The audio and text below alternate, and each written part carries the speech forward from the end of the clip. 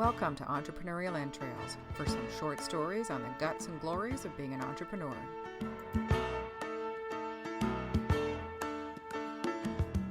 Short people got no reason. Short people got no reason. Hey, it's Elizabeth. It's time for a Ballsy update. Ballsy is the entrepreneurship group I started for women. It is problem solving, it is leadership discussion, it is all kinds of stuff, but it is not networking and lead generation and all kinds of things that it's not. This week we had a great meeting. There's 3 of us. It was intentional. We're trying to keep the group relatively small right now just so that we can develop it appropriately. Feedback has been so far that we're not going to go with specific topics, but we're just going to sort of let the conversation dictate where the conversation goes. The one caveat is that it's not a whining bitch fest. It's a solid conversation. A little whine, not so bad, but we are meeting at 8 o'clock in the morning, so it's more like a weak latte versus a glass of wine. This week what came up was leadership, and it was a really interesting conversation because we were all at different levels within our business. The people involved in this conversation, one is a CEO of a very large, relatively large organization. And when I say large, I mean it's local, but it's far more employees than I have right now. One is that this is her second business and she's the sole employee, so HR is pretty easy. And then there's myself, who's also a solopreneur, deal with different clients and what have you. Leadership came up either way. And one of the things that we talked about was when you're dealing with a dispute between 2 employees. And one thing I had never considered was the fact that if an employee is bringing a complaint to you and they feel they've been wronged or something's gone on with a coworker, they may not appreciate the fact that a good leader, never mind a good manager, but a good leader will listen to both sides. What they may view that as a betrayal of the fact that, well, I've been here longer, you should just believe me and, discipline the other guy. And the person that brought it up, it's kind of obvious who brought it up because I don't have any employees. But she brought it up, and the way she dealt with it was fantastic. And she told the employee, if somebody else were bringing the complaint, wouldn't you want me to listen to their side of the story? And that's how we run things here. We listen to both sides of the story, and then we sort of figure out where we need to go from there, which I thought was fantastic. And what we all agreed on for leadership, which should be a basic principle, is that you lead by example.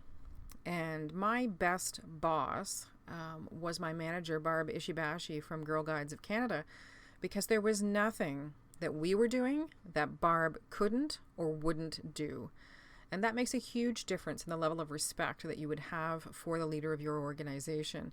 If they are too good to take out the trash, if they are too good to, make the coffee that morning, whatever, it's not that they can't. It's that they won't. It's beneath them. They shouldn't have to do that. And you're right. They shouldn't have to do that. But you know what? Last year, I ran my own business center, communications business. So I'm technically the CEO of 2 different businesses. And there I was, mopping the floors and taking out the garbage and doing what had to be done. And I didn't even think twice about it. And Barb taught me part of that. I had managers in the past that very much about, putting it on to the little people and making themselves feel better about I don't know what. So from me to you, if you have employees, any number of employees, it doesn't matter who's taking out the trash. It just matters that it happens.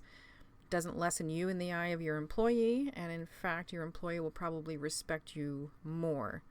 Now, granted, if they become an asshat and fully expect you to always take out the trash, that's another conversation over a stronger latte. The other thing that we talked about was when employees make false threats. They get into a confrontation with somebody and they decide that they need to, puff up like a big, pufferfish, peacock, like pick an animal in the animal kingdom and use the visual. And they start, beaking off about how they've got 5 other offers and they don't know why they stay and whatever. And I love how this was handled because basically it was just put on the table. If that's the case and you've got 5 other offers and you'd be happier elsewhere, thank you so much for your service. Leave your keys and your phone and your whatever on the table and I wish you the best of luck.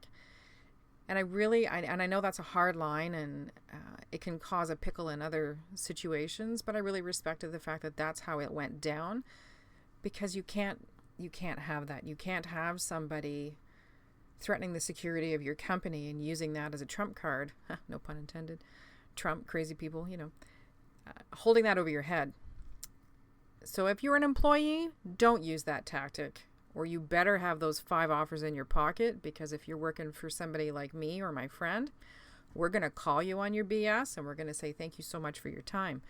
If you're a leader, don't bow to the pressure. Unless you're going to be completely hooped, don't bow down to it. Technically, we're back to the peacock pufferfish situation where they're just puffing themselves up. They feel threatened. They feel afraid. They feel insecure. Not a positive place for that employee to be. But that can't be their go-to tactic. That's what your 5-year-old does when they don't want to clean their room. Well, I'm going to run away. My son did that once. I packed his bag for him. I said, thank you so much. See how far you make it down the street there, sunshine. He didn't try that again, I gotta tell you.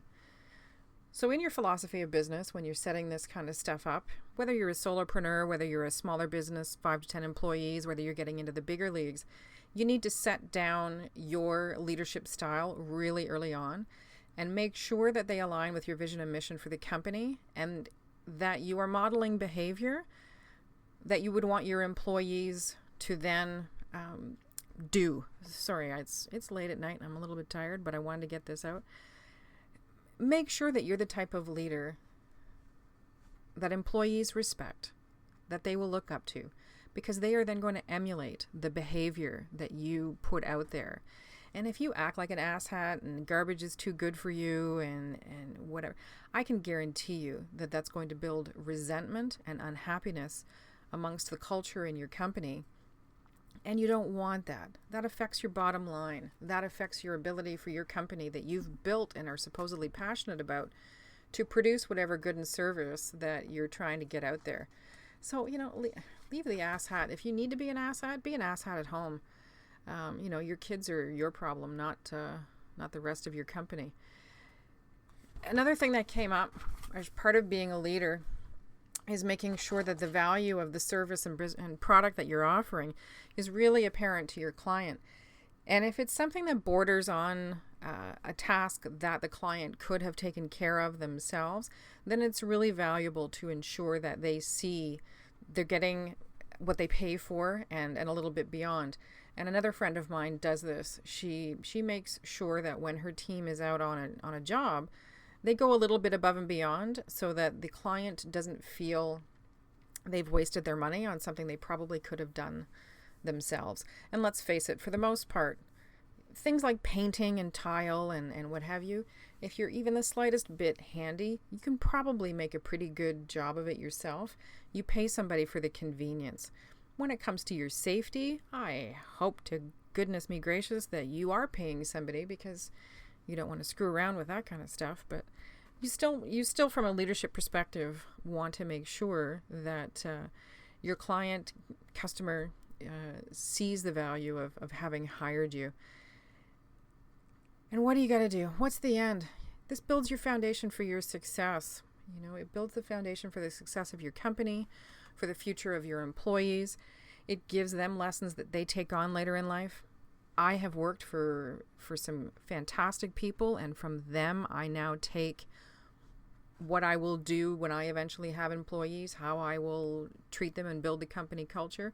But I've also taken lessons from the asshats, that I will never make somebody feel diminished or threatened or insecure, never intentionally anyway. I mean, I have moments, as we all do. But that definitely won't be what I would include as the bricks for the foundation of the success of my organization. And I encourage you strongly to take a look at your behavior, what you're modeling, what you're trying to build for the success of your business, and see, if your staff are acting like spoiled little brats and not behaving. I'm not saying that's everybody, but just it happens. You start to notice stuff. Maybe take a look inside. Maybe see what you're putting out there, and are they emulating? Are they seeing that that's the example from the top, and so they're doing the same thing. So anyway, that was ballsy. was a great meetup. I really enjoyed it and learned a lot. And I'm really looking forward in another 2 weeks. We will have Ballsy 3.0. I think it'll be our third or fourth meeting. I'm learning a lot. I'm hoping as we grow that we will continue to learn a lot, and we will set the example for the new members of how to safely share stories about your business, tips and tricks on how to be successful, and all that great stuff. So have a fantastic day, and we'll talk to you soon. Oh, leave a message in the comment card. Something that you're trying to build in your company culture that's been missing that you've identified. I'd love to hear about it. Talk to you soon. Bye-bye.